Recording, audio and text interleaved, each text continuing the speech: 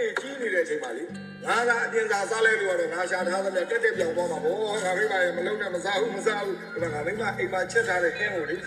အရသာရှိမိန်ကြီးငါစားကြတော့မှမိမရာတဲ့ထွင်းခုအေးစားမယ်အေးဟုတ်ငါစားရ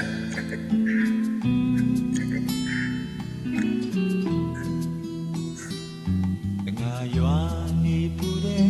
ဝန်တွေ ဘိုးရှောင်းနေတခါတော့စားလိုက်ပါလားဒီအစားလုံးနေလိမ့်မယ်ဟောအေးအခုသားပြောမှာပဲပေါ့ဘလူးဖြစ်သွားတယ်မသိဘူးဒါကျလေးခန်းလို့ဘာလို့ဖြစ်နေလဲဟုတ်လားဘယ်လိုတော့ဖေးရေရပေါ်ချိုးလိုက်ပေါ့မကွာနော်အဲ့ဒါကဝေါဒီမှာဟင်းနေလေးရှိတယ်အတိုင်းမင်းတဲ့စားတယ်ဟုတ်မင်းတဲ့စားဟုတ်ကဲ့ဖေးရေချိုးလိုက်ဒီမှာရေချိုးလိုက်မယ်နော်တက်လာ ဒီမှာတိုင်းကြလို့လား